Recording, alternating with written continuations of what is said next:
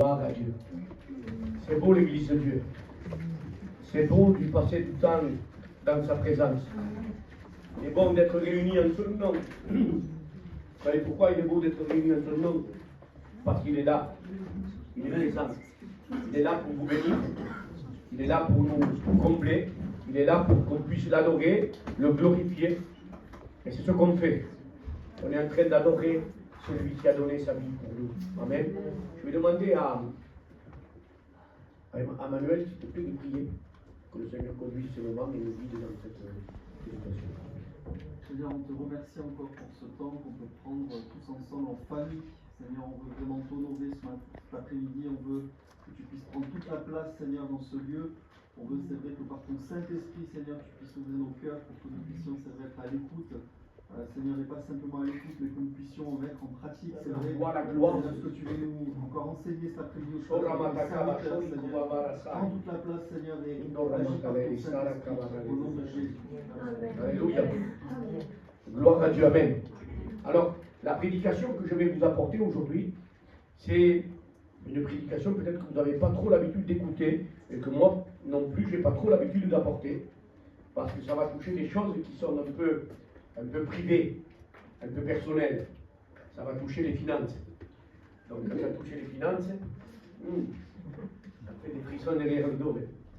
Mais, écoutez, c'est la parole de Dieu, et c'est le Seigneur qui m'a mis à cœur d'apporter ce message. Avant tout, je vous souhaite à tous ceux que j'ai vus et à tous, c'est notre premier culte de l'année. D'accord? Alors, bonne année à tous. Que le Seigneur, dans cette année, puisse nous combler de ses richesses. Amen. Qu'il puisse, de ces richesses qui descendent du ciel. Ces richesses qui nous comblent, et elles nous comblent tellement qu'on en a et qu'on en donne pour tout le monde. Amen. Vous êtes d'accord? On a tous envie que le Seigneur nous bénisse dans tout ce qu'on fait. Spirituellement, tous les jours, on va être renouvelé, mais aussi pour la vie de tous les jours, on a envie d'avoir de la santé, il faut le dire honnêtement, on a envie d'avoir aussi de quoi vivre décemment, on en a besoin, et bien que le Seigneur le permette cette année en abondance, parce que plus on en a, il ne faut pas plus amasser, il faut plus en donner. C'est ça qui est important. Parce que si c'est amassé pour se faire un grenier plein de choses, le lendemain, notre âme peut nous être demandée, le grenier restera là. Vous êtes d'accord? C'est pas moi qui le dis, c'est la parole de Dieu. Amen. Alors, le titre de mon message, c'est semer. Parce qu'il est important de semer. Si on sème, on peut récolter. Si on ne sème pas, malheureusement, mais on ne récoltera rien. On sera obligé d'aller glaner, aller chercher chez les autres. D'accord? Alors, je vais vous raconter une histoire avant de... vous savez que j'aime bien les histoires, hein? Mais celui-là, c'est une histoire que j'ai vécue. Alors, un soir, je m'en vais manger chez ma soeur, qui habite à Gand. J'étais avec ma femme, elle est petite. On rentre vers 11h de minuit. Et chez moi, j'ai un arbre qui est un figuier. Mais ce figuier, il était magnifique. Un figuier d'une beauté incroyable. Vraiment, il était vraiment très, très gros. Franchement, très gros. Très gros. J'aimais manger en dessous. Il nous faisait de l'ombre. Et en plus, il me donnait des figues. Elles étaient d'une qualité exceptionnelle. Très, très, très bonne. Ce jour-là, quand on arrive à 11h ou minuit, il y a eu de la pluie, du vent. On arrive et quand j'arrive, que je garde ma voiture, je vois cet arbre que je tenais déchiré, coupé en deux. Plus d'arbre. L'arbre s'était coupé complètement en deux. Il a été cassé, brisé. Il n'y en avait plus, tout simplement. Vous savez pourquoi? Il y a deux raisons. Parce que la tempête était là, la pluie était là. Mais il y en avait une autre raison. C'est que moi, je suis très jardinier. Et je l'ai très bien entretenu. En fait, je ne l'ai pas du tout entretenu. Il y avait du poids, tellement de poids, que l'arbre s'est coupé en deux. J'étais triste. Quelques jours après, il a fallu que j'appelle quelqu'un, avec une tronçonneuse, qu'on coupe, qu'on jette. Et qu'on jette, pour moi, cet arbre était fini. C'est fini pour lui. Il n'y a plus rien à faire. Il va servir pour le feu. Il va servir à la déchetterie, en confetti. C'est fini. Mais il y a eu un miracle. Il y a eu un miracle. L'arbre a repris vie. L'arbre a repoussé. Il a repoussé, il est revenu. C'est vrai que le tronc de base, il est coupé. Mais il a reproduit d'autres branches. Et l'arbre a repoussé et il me redonne des fruits presque meilleurs qu'avant. voyez? Vous savez pourquoi? Parce que moi, je n'ai pas pris soin de lui, mais Dieu a pris soin de l'arbre et lui a redonné vie. Amen? Amen. C'est bon, non? Voilà, j'ai une autre fois mon arbre, j'ai un nouveau figuier. Et ma voisine, elle peut venir en prendre pour faire des confitures. Vous connaissez l'histoire du figuier maudit? On va le lire ensemble. Matthieu 21, verset 19. Le matin, en retournant à la ville, il eut faim. Il est question de Jésus. Voyant un figuier sur le chemin, il s'en approcha. Mais il n'y trouva que des feuilles. Et il lui dit, que jamais fruit ne naisse de toi. Et à l'instant, le figuier sécha. Les disciples qui virent cela furent étonnés et dirent, comment ce figuier est-il devenu sec en un instant? Alors, c'est une question à se poser. Imaginez-vous les disciples à ce moment-là, un bel arbre qui ouvre l'appétit presque de loin. Il donnait envie. Jésus avait faim, parce que c'était un homme.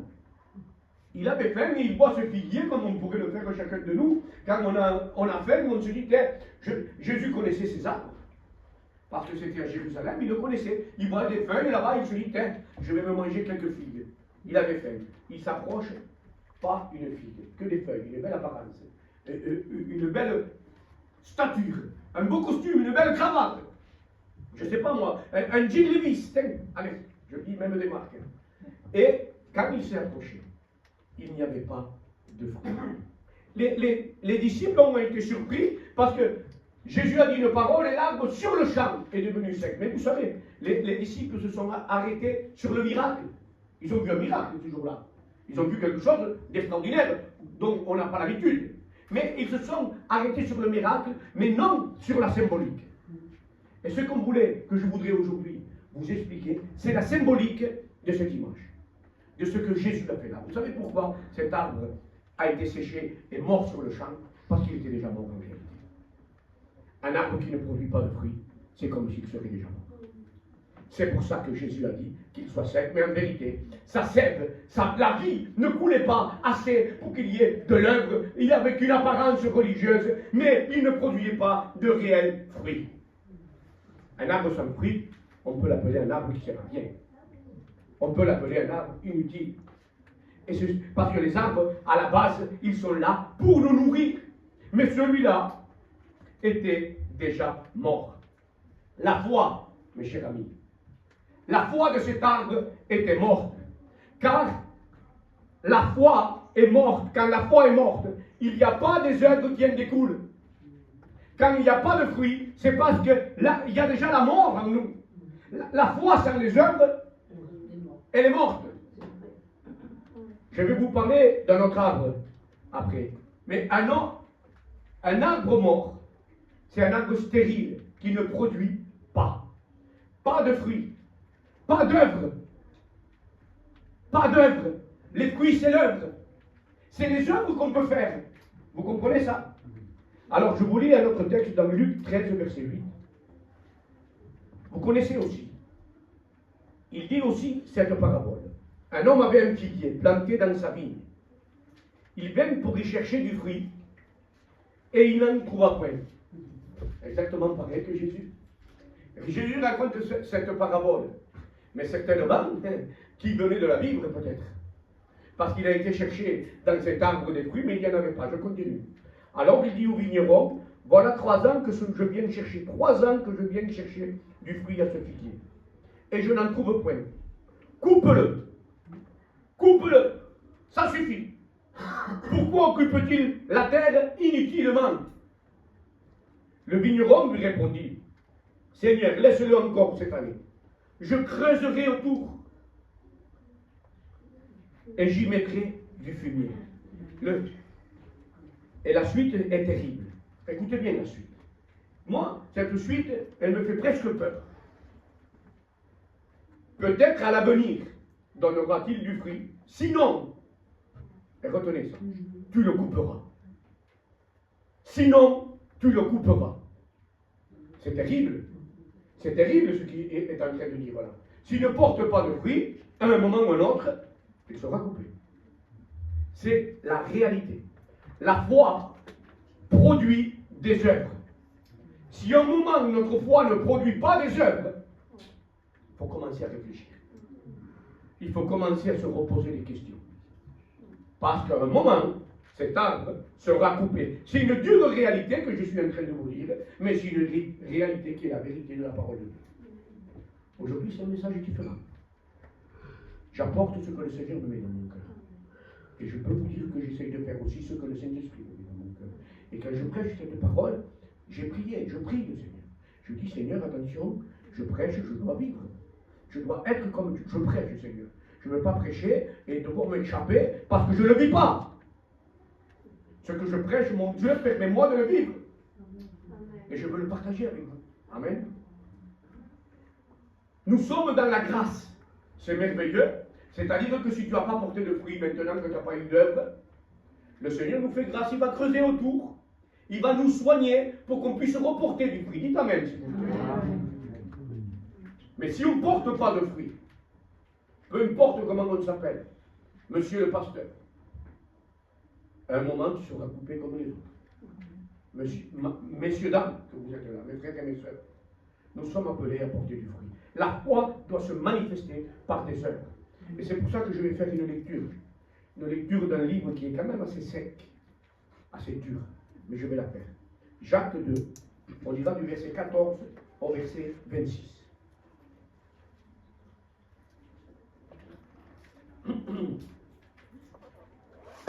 Mes frères, que sert-il à quelqu'un de dire qu'il a la foi s'il n'a pas les œuvres? La foi peut-elle le sauver?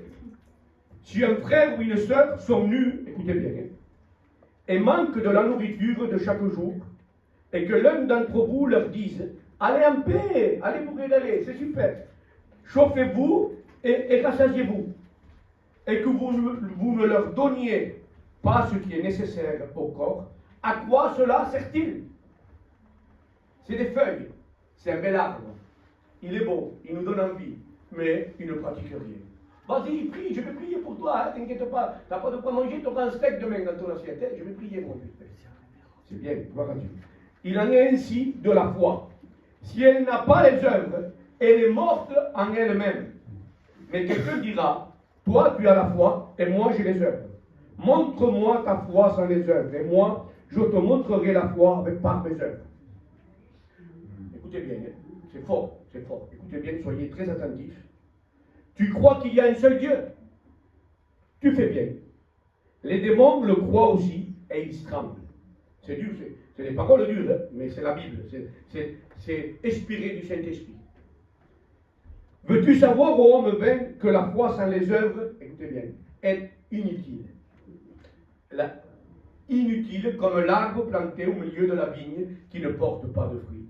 Le vigneron, le père a dit, il est inutile, ça fait 3 ans que je viens et qu'il ne produit rien. C'est la même parole que Jacques nous rapporte ici. Viens, veux-tu savoir, ô homme vain, que la foi sans les œuvres est inutile? Abraham, notre père, ne fut-il pas justifié par les œuvres lorsqu'il offrit son fils Isaac sur l'autel? Tu vois que la foi agissait tu vois que la foi agissait avec ses œuvres et que par les œuvres la foi fut rendue parfaite. Ainsi s'accomplit ce que dit les Écritures. Abraham crut à Dieu et cela lui fut imputé à justice. Il fut appelé ami de Dieu. Vous voyez que l'homme est justifié par les œuvres et non par la foi seulement. Retenez le mot seulement. Ce n'est pas que la foi seule. La foi doit nous pousser à des œuvres. Rahab, la prostituée, ne fut-elle pas également justifiée par les œuvres lorsqu'elle reçut les messagers et qu'elle les fit partir par un autre chemin? Comme le corps, écoutez bien la fin, sans âme est mort, de même la foi sans les œuvres est morte. Prenons un temps de silence, s'il vous plaît. Prenons un temps de silence, quelques minutes, s'il vous plaît, de remise en question de notre foi.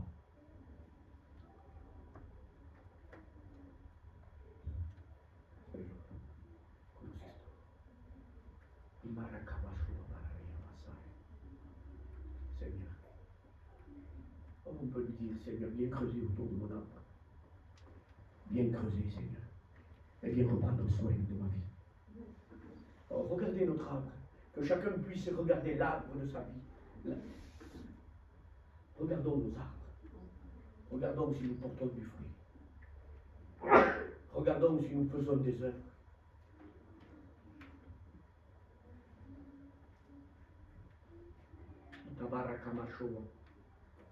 Saint-Esprit, je te prie que ta lumière soit dans nos vies. Que ta lumière soit dans nos vies.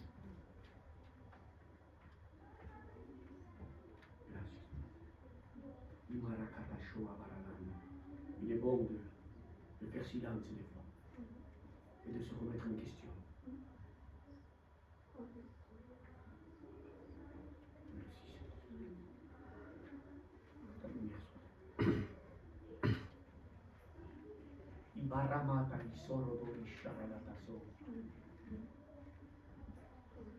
Vous connaissez l'histoire d'une femme stérile et un homme sans héritage, sans héritier. Je vous lis Genèse 18, versets 11 à 14. Abraham et Sarah étaient vieux, avancés en âge, et Sarah ne pouvait plus espérer avoir des enfants. Elle rit en elle-même en disant, maintenant que je suis vieille, aurais-je encore des désirs? Mon Seigneur aussi est vieux. L'Éternel dit à Abraham, pourquoi donc Sarah a-t-elle ri en disant, est-ce que vraiment j'aurai un enfant, moi qui suis vieille? Écoutez, y a-t-il rien qui soit étonnant de la part de l'Éternel? Au temps fixé, je reviendrai vers toi, à cette même époque, Sarah aura un fils. Alléluia. La promesse est là. La promesse est là. C'est-à-dire que Sarah, de son premier prénom, Sarai, était un arbre avec des feuilles, mais stérile. Elle ne produisait pas. Elle ne produisait pas. Elle était stérile. Genèse 21, 1 à 3 nous dit ceci. Écoutez bien. La gloire de Dieu. Écoutez bien. L'Éternel se souvint de ce qu'il avait dit à Sarah. Et l'Éternel accomplit pour Sarah ce qu'il avait promis. Sarah devint enceinte et elle enfanta un fils à Abraham dans sa vieillesse, au temps fixé dont Dieu lui avait parlé. Abraham donna le nom d'Isaac au fils qui lui était né, que Sarah lui avait enfanté. Sarai, le premier prénom de Sarah, ne pouvait pas enfanter. Il a fallu qu'il y ait une grâce qui se crée par la foi. Il a creusé autour de l'arbre et l'arbre a repris vie. C'est exactement pareil pour notre bien-aimée Sarah. Elle ne pouvait pas, c'était fini, il n'y avait plus rien à faire, un peu comme l'arbre qui était chez moi. Mais Dieu lui a redonné vie et elle a produit son fils Isaac, la descendance d'Abraham. De Sarah est né le fils de la promesse, vous savez pourquoi?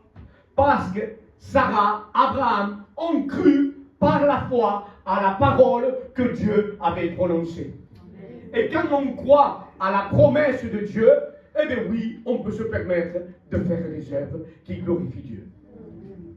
Et aujourd'hui, j'ai envie de vous dire que ces mêmes promesses faites à Sarah et à Abraham, elles sont aussi pour nous.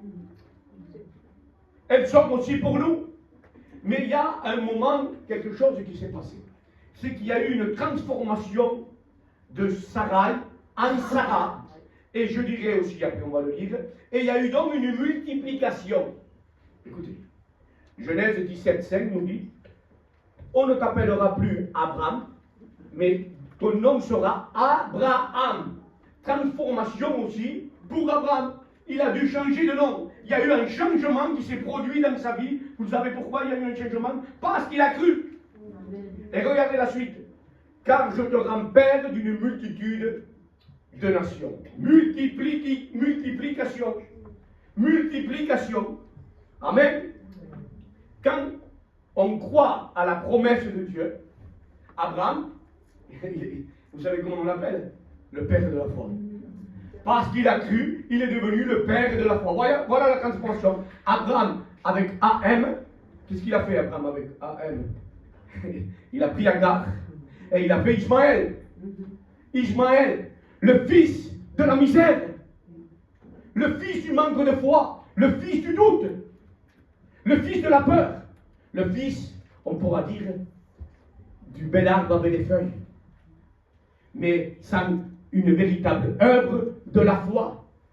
14 ans après la naissance d'Ismaël, qui est donc le fils pour moi de la misère et du manque de foi, 14 ans après est né Isaac. Isaac est le fils de l'abondance et de la multiplication. Vous savez pourquoi? Parce que d'un seul fils, écoutez bien, il devient aussi nombreux que les étoiles du ciel. D'un seul, la multiplication, c'est que Dieu lui a dit dans Genèse 15, ta descendance sera aussi importante que les étoiles du ciel. D'un fils, la multiplication. La foi avec les œuvres multiplie. La foi sans œuvre, eh bien c'est Ismaël. C'est Ismaël, c'est la misère, c'est la dispute, c'est la discorde dans la famille. Vous comprenez? Parce qu'Ismaël est venu et il a porté le trouble, il a porté la division. Mais Isaac, c'est le fils de la bénédiction, le fils de la promesse. Vous savez compter? Bon, alors je vais vous faire une addition, ça se dit comme ça, hein? Addition. 1 plus 1. Voyons, combien? 1, 1. Bon, bien.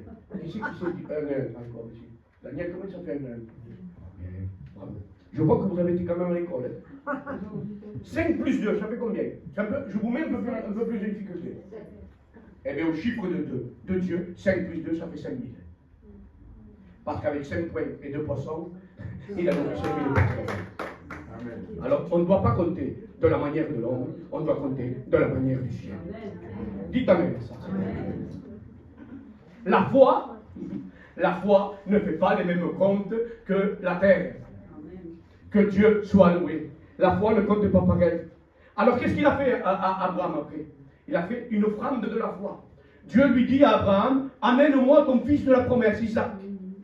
Amène-moi-le, sacrifie-le, tue-le pour moi. C'était difficile. C'était difficile de tuer son fils. Ce n'était pas quelque chose qui lui coûtait rien.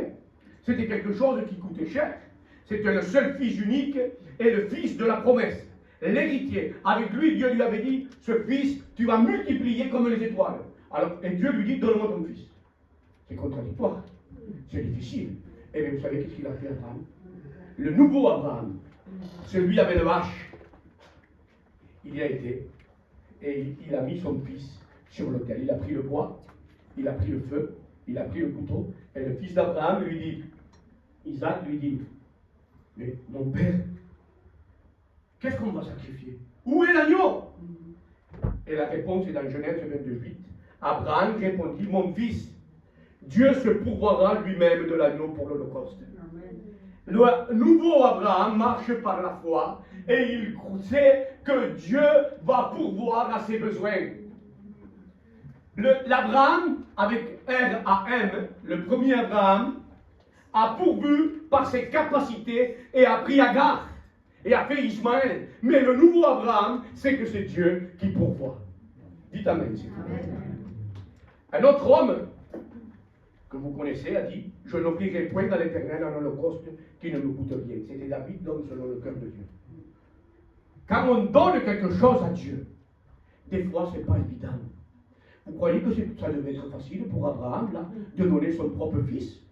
Mais et Dieu, qu'est-ce qu'il a fait? Il a pourvu. Il n'a pas tué son fils, et il y avait un bélier qui était pris dans une comment se dit? Buisson. Un buisson, voilà, merci pour le français. Merci. La gloire de Dieu, c'est ce que nous sommes appelés à vivre. Mais la gloire de Dieu se vit seulement, écoutez bien, par la foi. La gloire de Dieu se vit par la foi. Il y a eu transformation et restauration pour Abraham, et il a pu vivre des œuvres merveilleuses. Pour nous aussi, il nous faut transformation et restauration pour qu'on puisse vivre pleinement le royaume de Dieu avec abondance. Sarah, la femme d'Abraham, je répète, ne pouvait pas avoir d'enfant. Elle était stérile. Elle a eu un enfant, et de cet enfant, toute la multiplication s'est faite. Abraham était âgé de 100 ans, mais il a cru à la promesse de Dieu. Alléluia.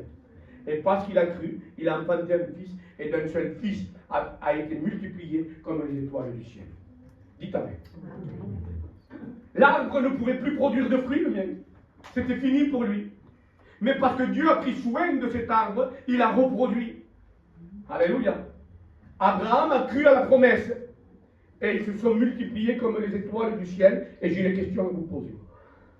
Aujourd'hui, écoutez bien les jeunes là-bas. Aujourd'hui, est-ce que tu crois que Dieu peut multiplier pour toi les bénédictions? Alors dites oui ou dites non, vous dites Amen. Amen. Est-ce que vous y croyez? Oui. Vous y croyez que Dieu peut multiplier comme il a fait pour Abraham? Alors vous avez la foi. Alors si on a la foi, on doit avoir quoi après? Les œuvres. Alors je vais vous lire un texte. Matthieu 6, 26. Alléluia. Écoutez ceci. Écoutez bien. Soyez attentifs. Vous l'avez tous entendu, ce passage. Mais je voudrais vraiment que vous puissiez le vivre aujourd'hui. Parce que ce message que je vous apporte, c'est une bénédiction pour vous, pour l'Église, mais personnelle. Écoutez bien. Regardez les oiseaux du ciel. Ils ne sèment ni ne moissonnent. Ils n'amassent rien dans des greniers. Et votre Père céleste les nourrit. Ne valez-vous pas beaucoup plus que qui de vous, par des inquiétudes, peuvent ajouter une coudée à la durée de sa vie? Et pourquoi vous inquiétiez au sujet du vêtement? Considérez comment croisent les lys des champs. Ils ne travaillent ni ne filent. Cependant, je vous dis que Salomon, même dans toute sa gloire, n'a pas été vêtu comme l'un d'eux. Si Dieu revêt ainsi l'herbe des champs, qui existe aujourd'hui et qui demain sera jetée au four, ne vous vêtira-t-il pas, à plus forte raison, gens de peu de foi? C'est par la foi qu'on doit vivre la gloire de Dieu. Ne vous inquiétez donc point, et ne dites pas que mangerons-nous, que boirons-nous, de quoi serons-nous vêtus, car toutes ces choses, ce sont les païens qui les recherchent. Votre Père céleste sait ce que vous avez besoin. Cherchez premièrement, écoutez bien, le royaume et la justice de Dieu, et toutes ces choses vous seront données par-dessus. Ne vous inquiétez donc pas du lendemain, car le lendemain aura soin de lui-même. Chaque jour suffit sa peine. Amen. Ça, c'est la promesse de Dieu, la même promesse que Dieu avait fait à Abraham. Je vais multiplier ta descendance comme les étoiles du ciel. Et bien cette même promesse, nous pouvons nous la prendre aussi. Est-ce que vous êtes d'accord pour la prendre? Est-ce que vous êtes d'accord pour la saisir et dire oui, Dieu va pourvoir à tous mes besoins? Oui, Dieu va m'aider dans tout ce que j'ai besoin dans ma vie. Alléluia. Il suffit qu'on croit. Et si on croit, c'est obligé qu'on ait des œuvres. Ou sinon, comme on l'a dit tout à l'heure, on remet en question notre foi. La promesse de Dieu est pour nous. C'est qu'il pourvoira nos besoins. Est-ce qu'on y croit? Vous avez dit oui.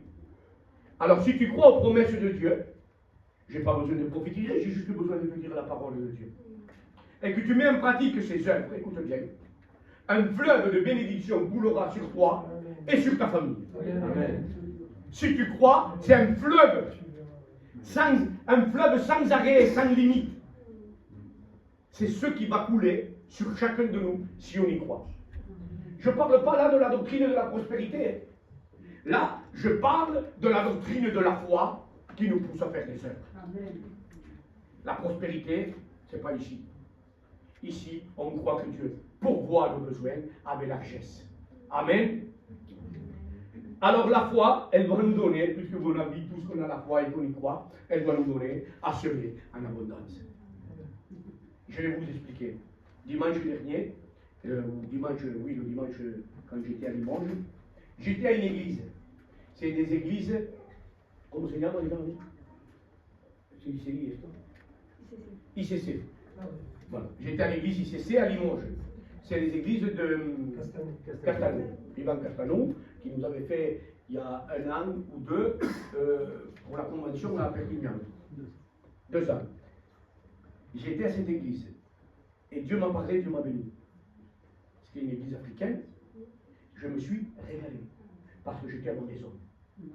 Et là, avant la Sainte Seine, il y a quelqu'un qui passe pour faire le message de la Sainte Seine comme on peut faire tous les dimanches. Et là, on prend le culte, on prend le pain et le vin, on se réjouit, c'est la fête. La présence de Dieu est là. Alléluia. Après la Sainte Seine, il y a un autre message qui se fait, une personne passe derrière, vous savez pourquoi? Pour parler de la dîme et des offrandes, avant de passer par la dîme et les offrandes. Et j'ai remarqué qu'il mettait une importance capitale à la Sainte Seine, mais aussi à la dîme et aux offrandes. Et j'ai été touché. J'ai été touché parce que je me suis dit, pourquoi ces églises-là prospèrent? Pourquoi ces églises-là grandissent? Pourquoi ces églises-là, il ne manque rien? Parce qu'ils sèment dans le royaume de Dieu. Et quand on sème dans le royaume de Dieu et qu'on vient chercher nos finances pour les donner dans le royaume de Dieu, Dieu est obligé de nous bénir. Parce que c'est dans sa nature, mais c'est obligé. C'est comme si une loi, oui, je vais en parler après, je comprends très bien. Alors, j'ai une question à vous dire. Pourquoi le peuple de Dieu, très souvent, est dans la misère? Pourquoi les églises n'ont pas, excusez-moi l'expression, n'ont pas de poignons? Vous savez pourquoi? Car le peuple de Dieu sème peu, donc il reçoit peu. C'est une logique, et il n'y a pas plus simple. Comme 1 et 1 font 2, et on ne peut pas se tromper, c'est tellement simple, et bien ça c'est une logique exactement pareille. Que si on sème dans le royaume de Dieu, on reçoit de Dieu. C'est obligatoire, c'est comme ça. Alors je vais vous donner un exemple. Tu as 10 euros. C'est pas beaucoup 10 euros. Dieu te dit donne 5 euros. T'es là quand même, Seigneur. 5 euros, ça me coûte. Allez, je vais te donner 2. Mais je vais en garder 2. 3 parce que je suis prudent. C'est pas de la prudence. C'est que tu ne crois pas dans la promesse de Dieu qu'il peut pouvoir à tes besoins. Et je dirais même, c'est même de la désobéissance. Je dirais même, je me permets de le dire, parce que c'est une vérité biblique, c'est de la désobéissance. Si Dieu te dit de donner 5, c'est que lui va multiplier ces 5. Et si tu n'y crois pas, mais tu ne le recevras pas. Et tu te limites à ta croyance, et tu limites Dieu. Donc, tu n'honores pas Dieu. Non, non, on n'honore pas Dieu, mais on devient terre à terre. 1 et 1 égale 2. Et on passe à côté de la multiplication de Dieu, parce que 5 plus 2 égale 5 000. Vous comprenez ça? Et c'est des lois spirituelles qui sont réellement établies. Pourquoi le peuple de Dieu est souvent à la dèche? Parce qu'il ne veut pas investir pour Dieu. Et je peux vous dire quelque chose, que le meilleur investissement qu'on peut faire, ce n'est pas la CIC, ce n'est pas la Société Générale, c'est Dieu. Quand on investit en Dieu, il nous bénira. Il nous bénira. Il nous bénira. Amen. Amen. Parce que quand on veut être maître de ses finances, on bloque la bénédiction de Dieu. Le maître de nos finances, c'est Dieu. Parce que vous savez pourquoi? Parce que tout simplement, tout ce qu'on a ne nous appartient pas. C'est déjà à lui. Il nous en donne. Et si nous, il voit qu'on est dans la foi de donner aussi pour Dieu, Dieu multiplie davantage. Je vais vous donner un exemple et c'est bon. Quand je travaillais avant, quand je n'étais pas chrétien, je travaillais tout le temps. Et je travaillais beaucoup. Et je gagnais très bien ma vie. Mais on dirait qu'il me manquait toujours tout. Quand je me suis converti, que je me suis donné à Dieu, j'ai travaillé beaucoup moins pour moi. Et beaucoup plus pour Dieu. Eh bien aujourd'hui, il ne me manque plus rien. C'est étrange quand même. C'est ça la gloire de Dieu. Je sais que demain, j'aurai toujours de quoi manger dans mon assiette et que je pourrai toujours payer mes affaires. Même si je travaille 2 heures par mois. Oui. Même si je travaille que 2 heures par mois pour moi, parce que Dieu me le demande de le faire, par exemple, je sais que si Dieu me le demande, je sais que lui aussi, il me paiera. C'est toi qui vas pourvoir à mes besoins. Et c'est ce que Dieu veut faire. Il pourvoit à mes besoins. Non, je ne roule pas sur l'or. Non, je n'ai pas une Mercedes neuve avec 15 km. Mais il ne me manque rien. Que Dieu soit loué. Amen. J'ai rendu Dieu responsable de mes finances. Et quand Dieu me demande, si j'ai 10 euros, de lui donner 5 euros, eh bien je les donne. Je les donne. Et quand ces personnes ont parlé là-bas, pendant le culte du dimanche passé, ça m'a touché. Et j'ai dit à ma femme, on va augmenter ce qu'on donne. On va augmenter ce qu'on donne. Non que je sois plus que vous, mais c'est que la parole m'a touché. Et quand la parole m'a touché, il faut qu'il y ait derrière une œuvre. C'est ça, ne pas être une citerne crevassée. Merci. Reste là. Est-ce que vous croyez croyez que la foi honore Dieu? Alors je crois que la foi honore Dieu. Écoutez bien ce que je vais vous dire. Écoutez bien. Et pesez-le. On doit donner au maximum. Ça ne veut pas dire qu'on doit se démunir et qu'on doit donner avec folie. Non. Mais donner avec foi, oui. Donner avec foi, ce n'est pas donner avec folie. C'est donner à la mesure qu'il faut. Sans avarice, je vous parle clairement. Sans avarice. Parce que l'avarice ne vient pas de Dieu. Et je le dis, quand on donne pour la gloire de Dieu, je le répète, ça oblige à Dieu de nous bénir. Parce qu'on rentre dans sa promesse. C'est comme une obligation, une loi spirituelle qui est établie, est réellement établie. Parce qu'il nous sera fait selon notre foi. Si on croit qu'en donnant, Dieu va nous bénir, eh bien Dieu bénit. Amen. Alors je vais conclure avec un verset. Ce verset que je vais conclure là, en réalité devait être le verset, c'est le verset phare. Et si je le dis en dernier, c'est pour qu'on puisse le retenir. Ce verset, ce passage, je vais dire, va résumer tout le message. C'est 2 Corinthiens 9, versets 6 à 15. Je vous demanderai juste d'être attentif. Parce que des fois, je bégaye un peu en disant. Sachez-le, celui qui sème peu, moissonnera peu. Et celui qui sème abondamment, moissonnera abondamment. Amen. Que chacun donne comme il a résolu en son cœur, écoutez bien, sans tristesse ni contrainte, car Dieu aime, c'est puissant quand même, hein? Dieu aime celui qui donne avec joie.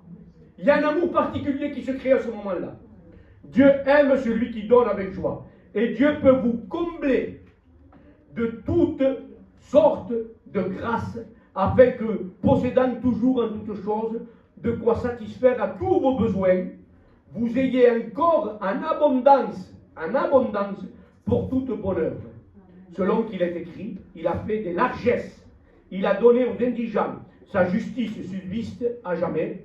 Celui qui fournit de la semence au semeur et du pain pour sa nourriture vous fournira, écoutez bien, et vous multipliera la semence, et il augmentera les fruits de votre justice.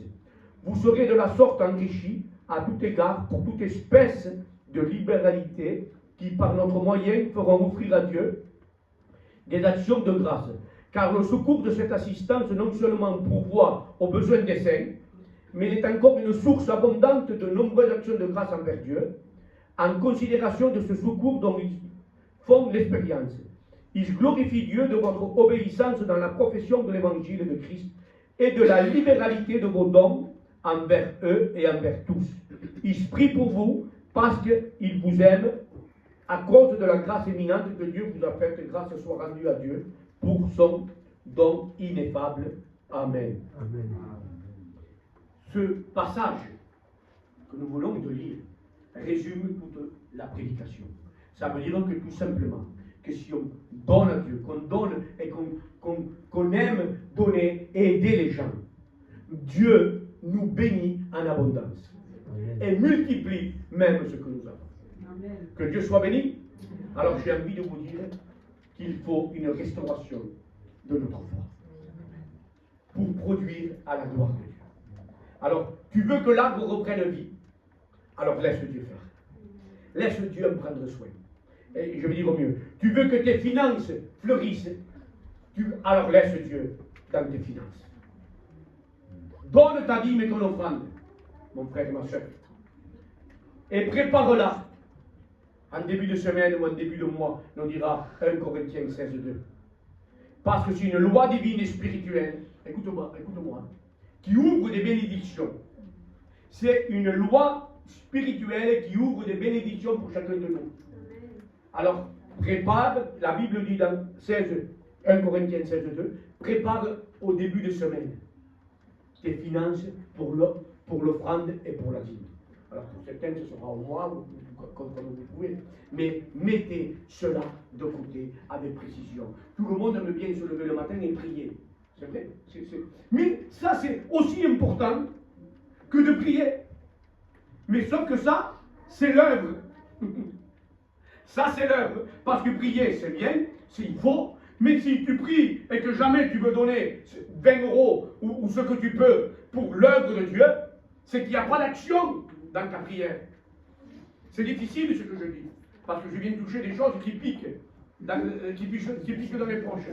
Mais c'est une loi spirituelle établie et c'est une vérité. Et je dois dire toute la vérité. Je préfère vous prêcher Jésus est mort à la croix, recevez les guérisons. J'aime, je préfère. Mais ça, c'est des fondements bibliques. Et bien souvent, on n'en parle pas assez. C'est des lois spirituelles qu'on met de côté. Et c'est pour ça qu'il y a des églises qui évoluent jamais. Alors c'est pour ça que je veux que cette église, comme je suis à la charge, je veux qu'elle ait les bonnes bases de cette parole et toute la parole. Sans enlever un jour. Amen. Je crois que nous devons passer à l'étape supérieure, que nous devons aller plus loin, nous devons grandir dans la salle ici. Et vous êtes conscients depuis un moment que ça fait un peu trop petit ici maintenant, qu'on doit grandir, alors que Dieu puisse aussi bénir tout cela. Vous savez que nous sommes les derniers temps. Et il nous appartient maintenant de mettre en abondance pour le royaume de Dieu. Parce que les temps sont courts. Et la parole de Dieu doit être répandue partout maintenant, avec toute sa vérité. Et quand la parole de Dieu sera répandue réellement partout, que tout le monde aura écouté parler de Jésus, l'Église sera enlevée. Vous êtes d'accord avec ça, hein? C'est Dieu qui le dit dans sa parole. Alors, faisons tout pour que la parole de Dieu soit répandue. Faisons tout au nom de Jésus-Christ. Nous allons prier ensemble. Je vais demander à Fred de prier.